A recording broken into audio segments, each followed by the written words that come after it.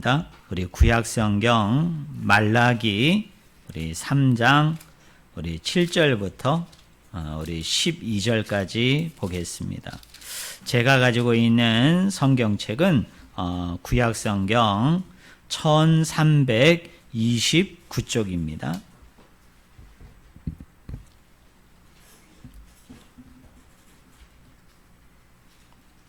말라기 3장 우리 7절부터 12절 말씀을 제가 읽어 드립니다. 만군의 여호와가 이르노라 너희 조상들의 날로부터 너희가 나의 규례를 떠나 지키지 아니하였도다. 그런즉 내게로 돌아오라. 그리하면 나도 너희에게로 돌아가리라 하였더니 너희가 이르기를 우리가 어떻게 하여야 돌아가리이까 하는도다. 사람이 어찌 하나님의 것을 도둑질하겠느냐. 그러나 너희는 나의 것을 도둑질하고도 말하기를 우리가 어떻게 주의 것을 도둑질하였나이까 하는도다. 이는 곧 11조와 봉헌물이라. 너희 곧 온 나라가 나의 것을 도둑질하였으므로 너희가 저주를 받았느니라. 만군의 여호와가 이르노라 너희의 온전한 11조를 창고에 들여 나의 집에 양식이 있게 하고 그것으로 나를 시험하여 내가 하늘 문을 열고 너희에게 복을 쌓을 것이 없도록 붙지 아니하나 보라. 만군의 여호와가 이르노라 내가 너희를 위하여 메뚜기를 금하여 너희 토지 소산을 먹어 없애지 못하게 하며 너희 밭에 포도나무 열매가 기한 전에 떨어지지 않게 하리니 너희 땅이 아름다워짐으로 모든 이방인들이 너희를 복되다 하리라. 만군의 여호와의 말이니라. 아멘. 오늘 같이 읽은 본문 말씀을 가지고 신앙의 기본기 다지기라는 제목으로 같이 하나님의 말씀을 우리가 나누기를 원합니다. 예전에도 그랬지만 지금도 여전히 이 목사님들이 이 강대상에서 설교할 때 좀 어려워하는 주제가 있습니다. 그 내용이 어려워서가 아니라 이런 설교를 하였을 때 성도님들이 참 부담을 많이 느끼지 않을까 해서 주저하는 그 설교의 주제가 있는데요. 바로 헌금에 대한 설교입니다. 왜 성도들이 이 헌금 설교에 대해서 이렇게 부담스러워할까? 왜 괜한 부담 가운데 조금은 힘들어할까? 저는 여기에 두 가지 이유가 있다고 생각합니다. 첫 번째 이유는 헌금에 대한 많은 오해가 있는 것이죠. 또 헌금에 대한 기존 교회들의 잘못된 많은 가르침이 있기 때문에 헌금에 대해서 좀 부담스러워하는 것이 아닌가 그런 생각이 듭니다. 어떤 오해냐면 이런 것이죠. 하나님 앞에 헌금을 하면 뭐를 받고요? 복을 받고. 그러나 하나님께 헌금을 하지 않으면 하나님이 어떻게 하세요? 책망하시고 또 하나님께서 때로는 벌도 내리신다. 이렇게 생각하는 오해입니다.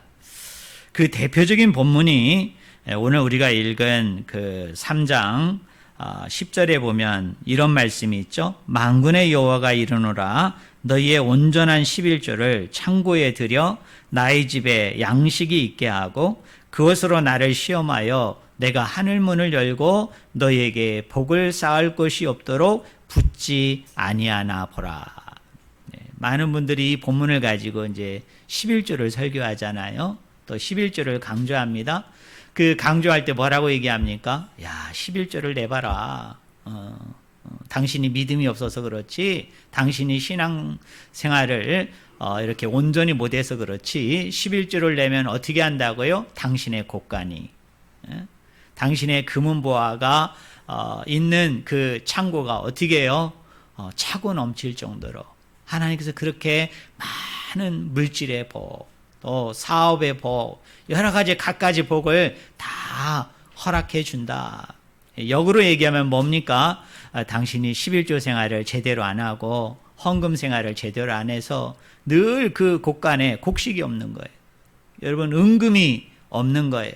그래서 하는 일도 제대로 안 되고 또 수고하더라도 어떤 열매를 기대할 수 없다 하면서 성도들을 약간 반강제적으로 때로는 이러면 안 되는데 이렇게 협박용으로 써가지고 헌금을 독려하고 강조하는 그런 잘못된 가르침들이 있기 때문에 그 메시지를 연관해서 목사님들이 헌금에 대해서 얘기하면 좀 부담된다.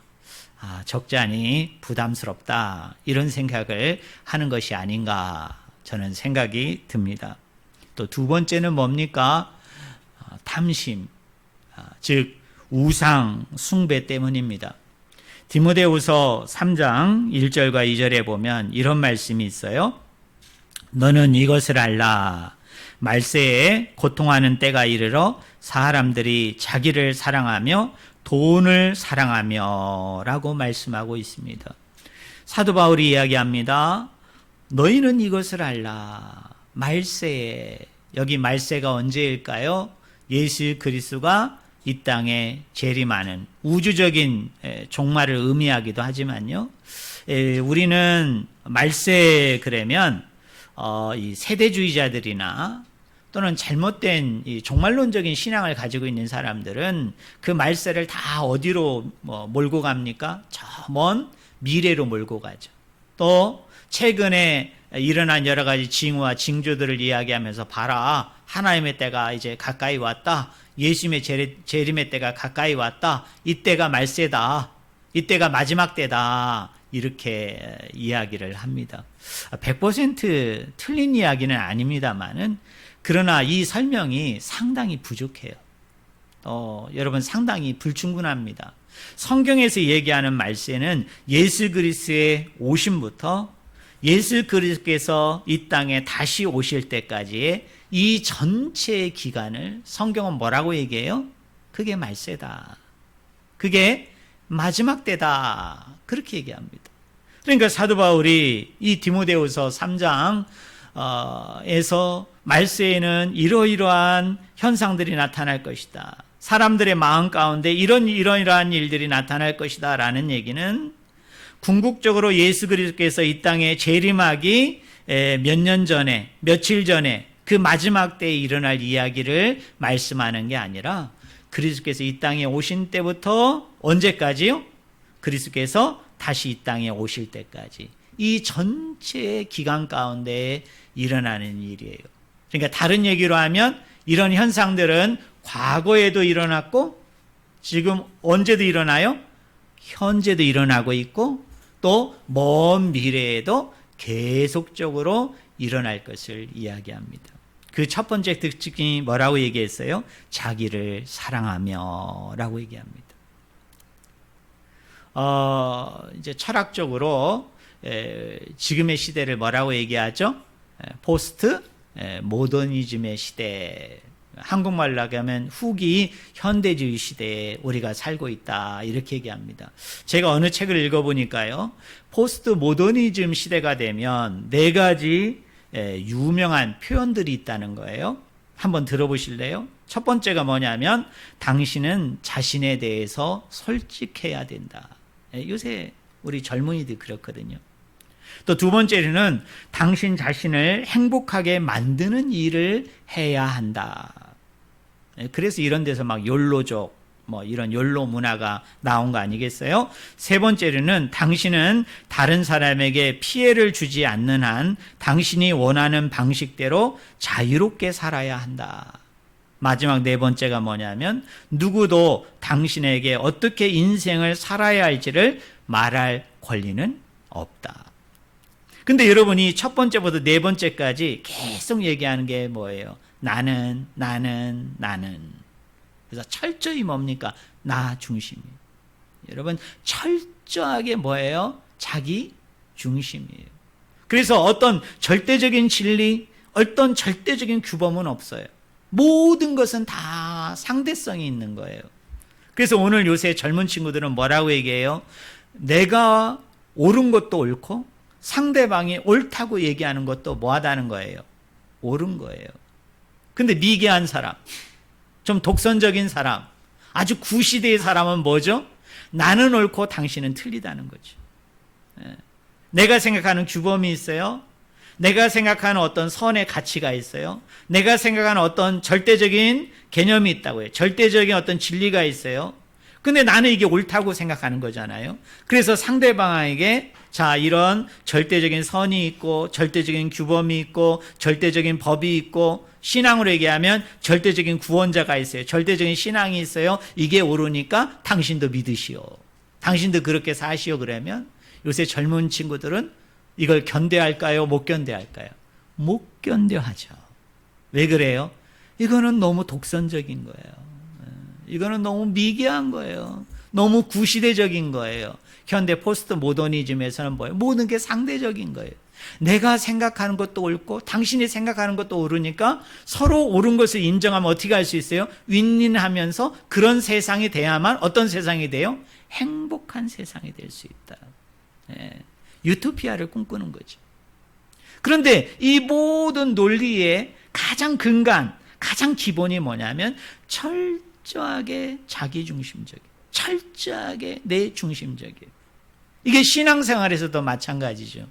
내가 좋고 내가 하고 싶고 내가 유지하고 싶고 계속하고 싶으면 내가 하는 것이 그게 뭐예요? 그게 신앙생활이에요. 누구도 나에게 강요해서도 안 되고 누구와 나를 그렇게 강하게 설득해서도 안 되고 자기 것을 나에게 너무 주지시켜서도 안 되는 거예요. 그냥 선택지를 주고요. 그 많은 선택지 중에 나를 하나를 선택하게 하는 종교 지도자가 있으면 그는 상당히 훌륭한 사람.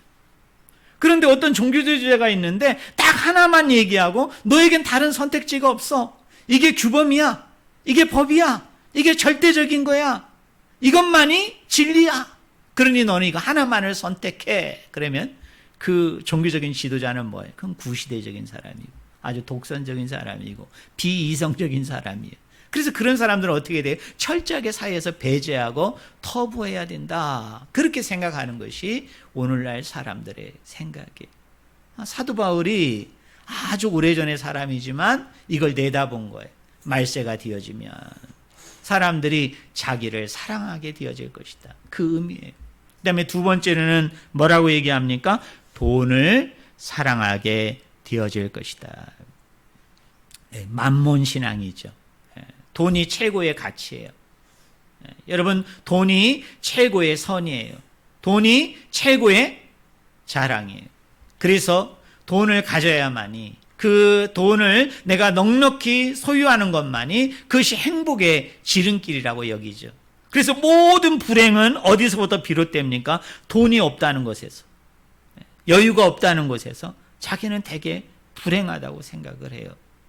다른 것이 다 갖추어지고 다른 것이 다 구비되어진다 하더라도 뭐가 없으면, 돈이 없으면 그 사람은 왠지 실패한 사람 같고요. 그 사람은 왠지 경쟁사회에서 한참 처진 사람 같고요. 그 사람은 무능력한 사람으로 취급을 하는 거죠.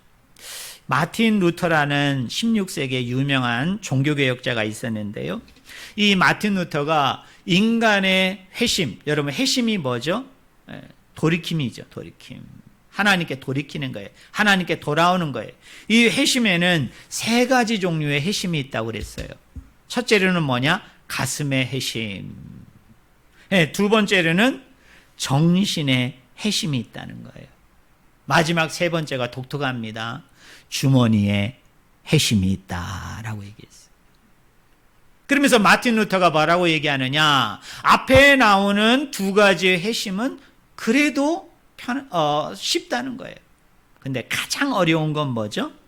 우리 주머니에 뭐가 가장 어려워요? 이 회심이 가장 어렵다. 그 이유가 있어요. 여러분, 정신과 그 다음에 가슴은 보이나요? 보이지 않나요? 보이지 않아요. 잘 드러나지 않아요. 그렇기 때문에 사람들이 어떻습니까? 마음으로 나는 이제 제대로 살아야 되겠다. 야, 나는 이제 똑바로 살아야 되겠다. 이제 나는 좀 하나님이 원하고 기뻐하는 사람으로 살아야 되겠다. 우리가 마음으로 먹을 수 있잖아요. 행동은 아직 그렇게 하지 않으면서, 그죠? 또 하나는 뭐죠? 우리가 정신적으로 그렇게 생각할 수 있죠. 내가 이런 나쁜 생각하지 말아야 되겠다. 이런 잘못된 생각하지 말아야 되겠다. 이제 하나님만 생각하고 이제 하나님 중심으로만 살아야 되겠다라고 우리가 생각하지만 아직 뭐에는 이르지 못할 수 있어요? 행동에 이르지 못할 수 있어요. 근데 가장 어려운 게 뭐죠? 주머니의 회심이에요. 이건 뭡니까? 이건 보이거든요.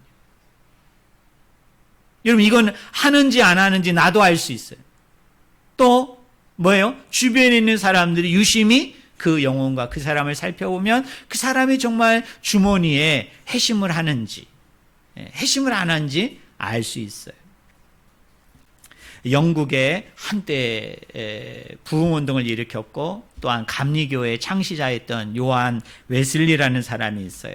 이런 분이 이런 말을 했습니다. 나는 주머니가 회개하지 않는 사람을 믿을 수 없다라고 얘기하면서요.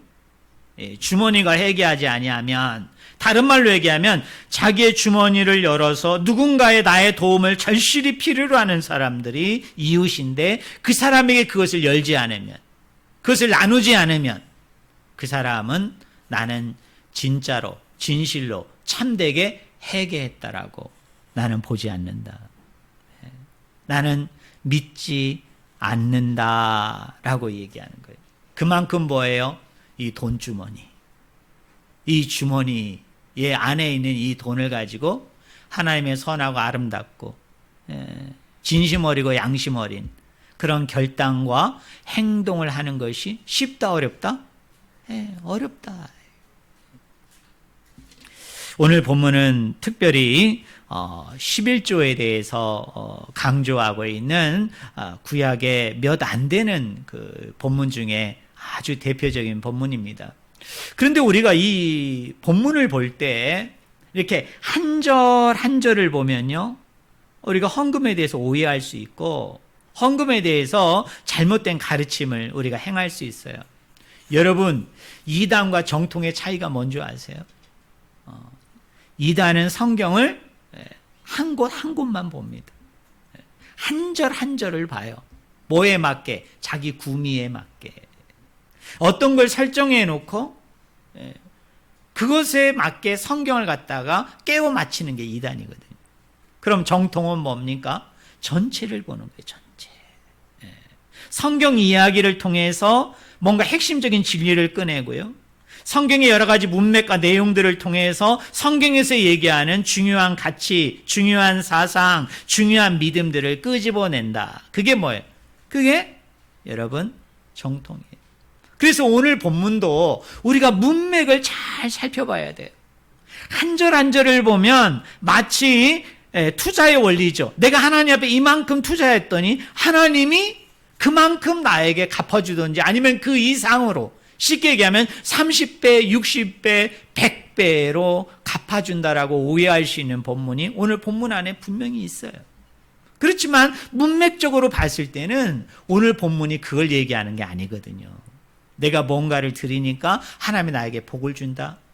그게 중심 주제가 아니에요. 또 내가 하나님 앞에 10을 드렸더니 하나님이 100을 주더라. 내가 하나님 앞에 100을 드렸더니 하나님이 1000을 주더라. 우리가 흔히 세상에서 얘기하는 투자의 원리를, 영적인 어떤 복의 원리, 투자의 원리를 얘기하는 것이 오늘 본문의 핵심이 아니에요. 우리가 읽지는 않았습니다만 이 3장은 크게 두 가지의 구조로 되어 있어요. 전반부인 1절부터 6절의 말씀은 이런 내용입니다. 하나님께서 언약의 사자, 약속의 사자를 보내서 하나님의 것들을 도둑질함을 통하여 하나님 앞에 철저히 불순종하고 패역했던 그 이스라엘 백성들을 어떻게 하시겠다? 그들을 회복하겠다. 내가 그들을 구원하겠다라고 이야기하십니다. 그리고 난 후에 7절부터 12절의 말씀에서 어떻게 하는 거예요? 이렇게 하나님이 먼저 슈브하심을 통해서, 여러분 슈브라는 거 제가 저번에 선지서를 설교할 때 얘기했잖아요. 슈브, 히브리어 뜻이 뭡니까? 돌아오다. 우리 친구가 너무 목사님 설교를 너무 잘 들어요. 너무 감사해요. 슈브가 뭐예요? 돌이키다, 돌아오다, 이런 뜻이에요. 자, 이스라엘 백성이 아직 돌아오지 않았어요. 슈브하지 않았는데 이 패역한, 이 멸망당하는 이 백성. 그런데 이 백성이 있기 훨씬 이전에 하나님이 아브라함을 통해서 또 모세를 통해서 또 노아의 언약을 통해서 또 예레미야의 언약을 통해서 하나님이 언약을 맺으셨잖아요. 예? 그 언약의 당사자가 하나님이거든요. 근데 인간은 그 언약을 깨뜨렸어요. 그래서 패역한 백성이 됐어요. 불순종한 백성이 되었어요. 그래서 하나님의 진노와 심판이 임해야 되는데 언약의 당사자인 다른 축인 하나님께서 어떻게 해요? 그 언약을 무시하지 아니하시고 깨뜨리지 아니하시고 그 언약을 유지하시면서 어떻게 해요? 하나님이 슈브하셔서 하나님이 그들에게 돌아오셔서 하나님이 그들에게 돌이키셔서 이 백성을 회복해요. 그죠? 이 백성을 구원해요. 그리고 나서 이 11조 문맥에서 하나님이 이야기하고자 하는 것은 뭐죠? 하나님이 이렇게 슈브했을 때 이스라엘 백성들도 어떻게 해야 돼요? 이제 슈브해야죠. 이제 하나님께 돌이켜야죠. 하나님께 돌아와야 되는데 그러면 구체적으로 어떻게 슈브해야 되는가? 어떻게 돌아와야 되는가? 그거에 대해서 말씀하고 있는 본문이 어떤 본문이에요? 오늘 본문이에요. 자, 제가 좀 더 쉽게 얘기할게요. 자, 11조와 그리고 이스라엘 백성들이 드리는 각종 봉헌 예물에 대해서 하나님이 강조하고 계신데 이 강조하고 있는 내용이 차지하고 있는 문맥을 우리가 잘 봐야 된다는 거예요. 그게 뭐예요? 하나님이 언약의 사자를 보내셔서 이 이스라엘 백성들을 어떻게 하셨어요? 회복하시고 구원하셨어요.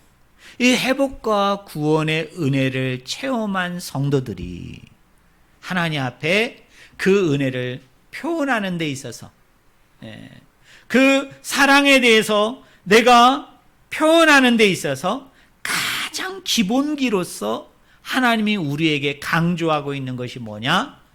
따라해 보실래요? 그것이 11조다. 그게 11조예요. 11조는 뭐를 드리고 받는 내용이 아니에요. 또 내가 뭔가를 드렸을 때 하나님이 나에게 넘치는 복을 주시겠다는 게 주된 메시지, 핵심적인 메시지가 아니고 하나님이 이 본문에서 강조하고자 하는 게 뭐냐면 하나님의 언약 백성으로서 이스라엘 백성들이 이 언약을 깨뜨렸는데 하나님마저도 이 언약을 깨뜨리지 아니하시고 하나님이 이들을 미쁘게 보아주시사 하나님이 슈브하여 주심을 통해서 이들을 회복하세요. 이들에게 구원을 주세요. 그러면 이 은혜와 구원함을 받은 이스라엘 백성들이 그 은혜에 감사하는 표현으로서 그 사랑에 대한 감사하는 표현으로서 가장 기본적인 샘플로서 뭐를 해야 된다? 기본기로서 뭐를 해야 된다? 11조 생활을 해야 된다. 여러분, 헌금 생활을 해야 된다라고 말하고 있는 것이 오늘 본문 말씀의 내용이에요. 근데 대부분 이제 헌금을 하시는 분들이 뭐라고 얘기합니까? 내가 은혜를 많이 받으면 또 뭡니까? 내 신앙이 뭔가 좀 건강하고 좋으면 뭔가 내가 하는 일이 잘 되고 내가 하는 일이 뭔가 잘 풀리면 그때 어떻게 해요? 헌금을 하죠. 근데 성경에서 얘기하는 이 헌금을 드리는 곳에는 은혜를 많이 받고 덜 받고가 아니에요. 여러분, 신앙이 좋고 신앙이 나쁘고가 아니에요. 그러니까 은혜를 많이 받은 사람이 헌금하는 거고, 아니 나는 아직 은혜를 못 받아서 나 은혜에 대해서 별로 모르니까 나 헌금 뭐 잘 안 해도 되는 거지. 아이고, 헌금 생활하는 사람은 뭔가 신앙이 좋고 뭔가 신앙이 대단하고 뭔가 교회 생활도 오래 하고 그래서 좀 아는 사람이 하는 거지. 나는 뭐 교회 나온 지도 얼마 안 되고 나는 아직 교회 생활도 잘 모르겠고 뭐 헌금에 대한 정의나 내용도 잘 모르겠으니까 나는 좀 안 해도 되고 뭐 내 형편을 보니까 저 사람은 좀 형편이 여유가 있어요. 좀 저 사람은 좀 풍성해. 아이, 저런 사람은 헌금 많이 해야지. 저런 사람은 좋은 일을 하기 위해서 많이 내야지. 근데 나는 어때요? 나는 너무 어려워요. 너무 힘들어요. 너무 형편이 너무 쪼들려요. 그래서 이 헌금마저도 내면 내 생활이 좀 지장이 있을 것 같아요. 어려움이 있을 것 같아요. 그러니까 나는 조금 있다가 나중에 내 생활이 좀 유복해지고 평안해지고 넉넉해지면 그때 하지. 그런 문제가 아니에요. 헌금은 뭡니까? 기본기예요. 하나님의 은혜를, 하나님의 사랑을 받은 성도가 하나님 앞에 내가 할 수 있는 그 사랑의 표현이에요. 여러분, 그 감사의 표현으로서 뭐예요? 내가 아버지 앞에 11조를 드리는 거고, 내가 뭔가 아버지 앞에 내가 헌금을 하는 거예요. 저는 우리 성도님들이 그런 마음과 생각을 가지고 여러분이 헌금 생활을 잘 감당하고 또 헌금 생활에 잘 여러분이 순종하셨으면 좋겠어요. 또 하나, 11조 나 많이 한다고 자랑하면 돼요, 안 돼요? 안 되죠. 또 나는 헌금을 참 잘해요. 그런다고 해서 내가 우쭐대고 교만하고 자만할 필요가 없어요. 쉽게 얘기하면 뭐예요? 특별하고 대단한 게 아니에요. 뭐예요? 가장 기본적이에요. 기본적인 거. 뭘 받은 사람? 하나님의 은혜를 받은 사람, 하나님의 사랑을 받은 사람이 뭐예요? 그 표현으로서 내가 아버지를 기쁘게 하고 즐겁게 할 수 있는 가장 기본이에요. 기본. 그것을 내가 하는 것이기 때문에 내가 헌금 생활을 한다고, 나는 헌금을 더 많이 한다고 우쭐대고 자랑하고 교만하고, 또 그것을 가지고 뭐예요? 남에게 뭐예요? 정죄하고 남을 판단하고 남을 비판할 이유가 전혀 없다는 것을 저는 우리 성도님들이 꼭 기억하기를 주님의 이름으로 간절히 축원을 드립니다. 또 이 11조에 있어서 잘못된 또 하나의 이해가 있어요. 여러분, 11조는 그 단어가 가지고 있는 의미가 뭐예요? 10분의 얼마를? 1을 누구에게 드리는 거예요? 하나님께 드리는 거예요. 특별히 그 이스라엘 사람들은요, 이 숫자에 나름대로 다 이렇게 의미를 부여합니다. 그 중에 1이 가지고 있는 의미는 대표성이에요. 자, 이런 거죠. 내가 가지고 있는 것이 열인데 내가 하나를 드린다? 그 하나가 가지고 있는 것이 뭐예요? 이 열을 대표하는 거예요. 다른 말로 얘기하면 내가 하나를 드리지만 하나를 드리는 게 아니라 사실은 얼마를 드리는 거예요? 열 전체를 드린다라고 이스라엘 백성들은 늘 생각을 하는 거예요. 근데 이렇게 가르치니까 이제 성도들 중에 간혹, 다는 아닙니다, 아주 적은 분들이 이런 생각을 하겠죠. 이렇게 생각하는 거예요. 내가 하나님 앞에 일을 드렸는데 나는 대표성을 가지고 드린 거잖아요. 결국은 9은 안 드렸지만 사실은 그 일에다가 9을 보태서 일을 드렸지만 열을 드린 거잖아요. 다 드린 거잖아요. 그리고 나서 돌아서서 뭐라고 생각하죠? 나 이제 하나님께 내가 할 거 다 했으니까 나머지 9은 뭐예요? 내 기분대로, 내 생각대로, 그죠? 내 의지대로 내가 그냥 마음껏 다 써도 된다? 왜요? 아니, 11조 드렸잖아. 나 일을 드렸어요. 내가 일을 떼먹은 것도 아니고 내가 일을 안 드린 것도 아니고 일을 드렸으니까 나머지 9은 내가 내 기분대로, 내 감정대로, 내 생각대로 다 써도 된다? 이거 잘한 일일까요? 잘못된 일일까요? 여러분, 잘못된 거예요. 비록 내가 일을 드리지만 이 9도 누구의 것입니까? 주님의 것이에요. 내 것이 아니에요. 하나님의 것이에요. 그렇기 때문에 이 9을 쓸 때도 어떻게 해야 됩니까? 여러분, 고민해야 돼요. 여러분, 깊은 생각을 해야 돼요.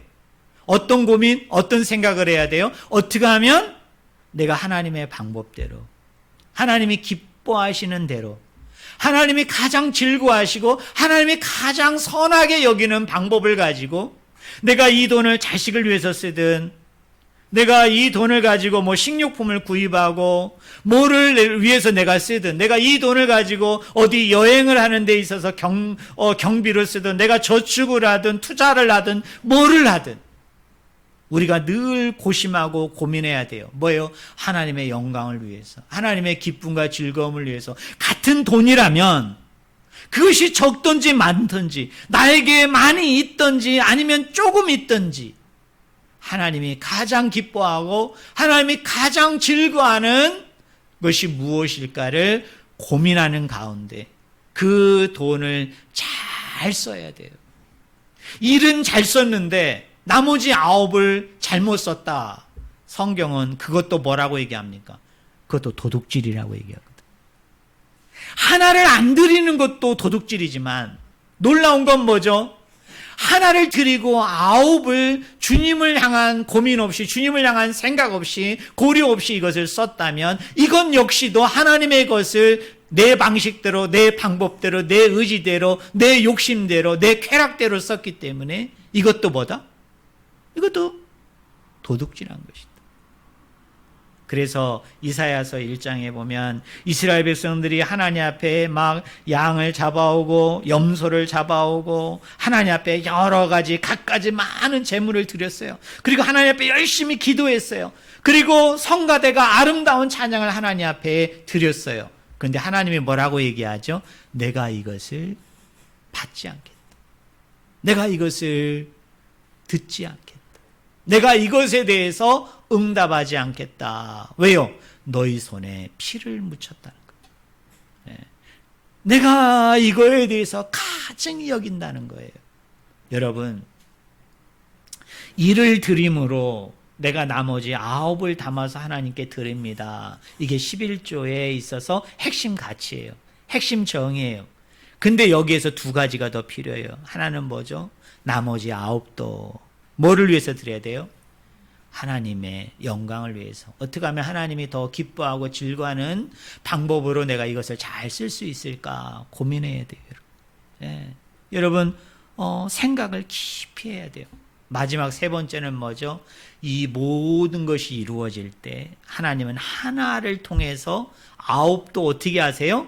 기뻐 받으세요. 네가 하나를 드렸지만 9도 나를 위해서 드렸구나. 그래서 어떻게 해요? 하나님은 열을 받으셔서, 그죠? 하나님은 되게 즐거워하고 기뻐하시는 분이 누굽니까? 그분이 하나님 아버지이세요. 자, 오늘 본문 말씀 마지막입니다. 우리 여러분 12절을 한번 보세요.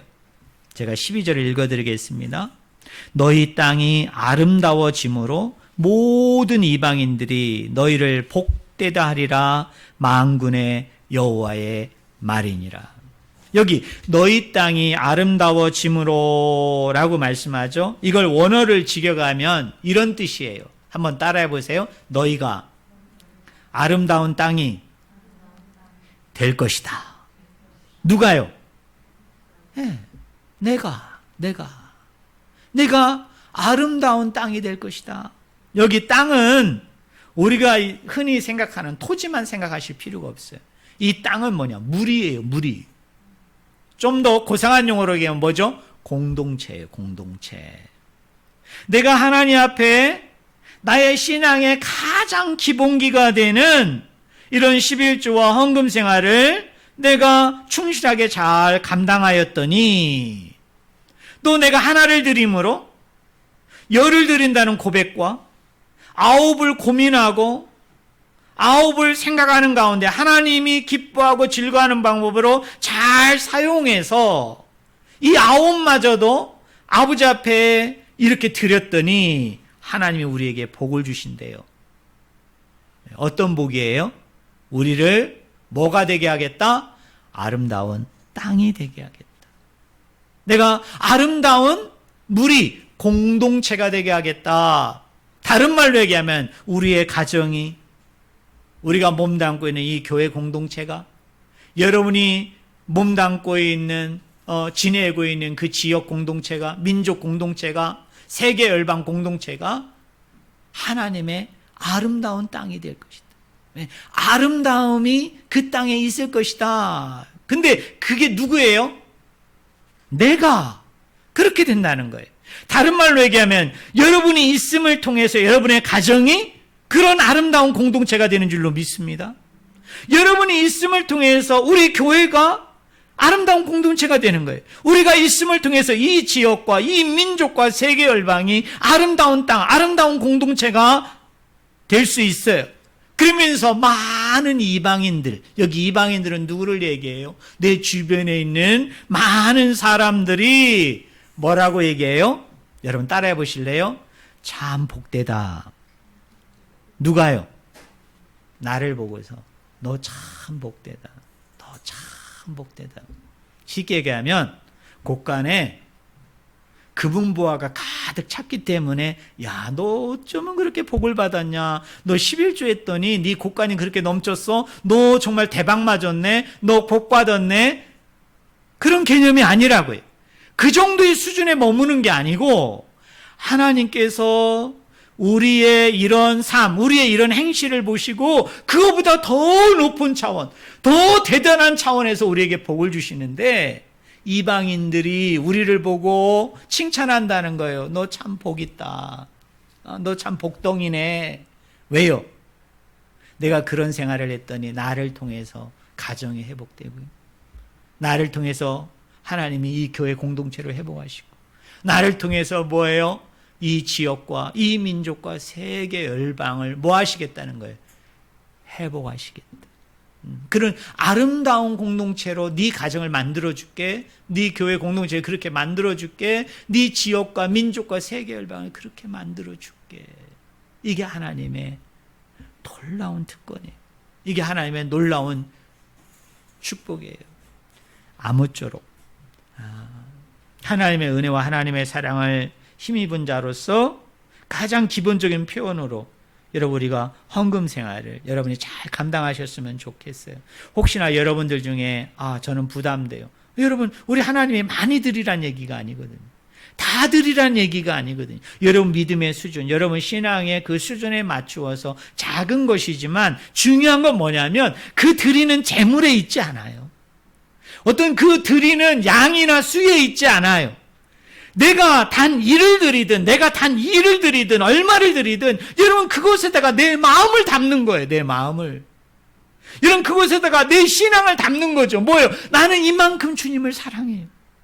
나는 이만큼 주님을 내가 사모해.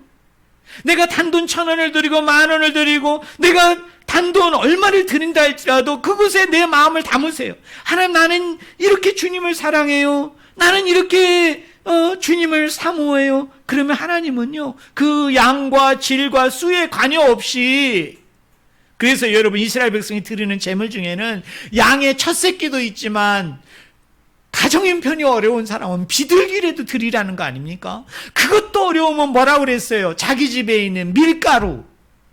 여러분 밀가루. 이스라엘 백성은 주농사가 뭐예요? 밀농사예요. 밀농사. 밀이 귀한 게 아니라고요. 밀은 그냥 그 사람들의 주식이고 그 사람들이 늘 재배하는 곡식 중에 하나예요. 흔한 거예요. 그거라도 불을 태워 드리라. 그럼 하나님이 양의 첫 새끼를 드린 사람이나 비둘기를 드린 사람이나 밀가루를 드린 사람이나 복되다라고 똑같이 여겨주신다는 거예요. 그러니까 그 마음을 담아서 드린다. 그리고 뭐예요? 하나를 드리되 나머지 9이 내가 가지고 있는 수중에 있는 돈이 얼마이든 간에, 내가 이번에 수입을 가진 게, 수익을 한 것이 얼마이든 간에 이걸 가지고 사용할 때 여러분 하나님을 생각하세요. 어떻게 하면 이걸 좀 더 잘 쓸 수 있을까? 하나님이 원하시는 방법으로 쓸 수 있을까? 그리고 고민하는 가운데 그거를 잘 쓸을 통하여 이것마저도 아버지 앞에 드리는 자에게는 결론입니다. 하나님 우리를 어떻게 하신다? 너를 복덩어리로 만들어주겠다. 그래서 뭐예요? 너를 통해서 가정을 회복하고 교회를 회복하고 이 민족과 세계 열방을 회복해 주겠다. 여러분 꼭 믿으시고요. 이 기본기를 잘 감당해 나가시는, 그래서 이 하나님의 은혜와 사랑과 축복이 날마다 넘치시는 우리 모든 분들이 되기를 주의 이름으로 간절히 축원을 드립니다. 기도합니다. 하나님 아버지, 우리가 참 어리석기는 뭔가를 아버지 앞에 드려야만 하나님이 뭔가를 하실 것 같은, 그래서 뭔가를 들으지 못해서 마냥 미안해하고 어쩔 줄 모르고 의기소침해하고 왜소해지는 우리의 건강치 못한 모습을 이 시간에 용서하여 주시옵소서. 또 아버지 하나님, 뭔가를 드렸기 때문에 하나님이 나에게 이렇게 복을 주셨다는 그 생각을 가지고 드리지 못한 자들에 대해서 내가 비판하고 정죄하고 판단하고 심판한 적이 있다면 하나님, 이것도 용서하여 주시옵소서. 내가 10분의 1을 드리면서 그것에 나의 마음과 그것에 나의 생각을 온전히 담아서 아버지 앞에 드리는 우리 성도들이 되게 해주시고, 또 나머지 9도 우리가 고민하는 가운데 우리가 정말 하나님이 기뻐하고 즐거워하는 방법을 찾기 위해서 노력하는 가운데 잘 사용함을 통하여 아름다운 땅이 되게 하는, 내 스스로가 아름다운 땅이 되겠다고 약속하신 이 언약의 축복, 이 은혜의 축복이 우리 성도님들 가운데 늘 넘칠 수 있도록 주께서 역사하여 주시옵소서. 이제는 우리 주 예수 그리스도의 은혜와 하나님 아버지의 무한하신 사랑과 성령님의 감화, 교통, 은혜 충만하신 역사가 주의 핏값으로 사신 이 몸된 교회 위에, 우리 사랑하는 성도님들 머리머리 위에, 그리고 그 가정과 생업과 직장 위에, 이 민족과 선교지 가운데 영원토록 함께 있을지어다. 아멘.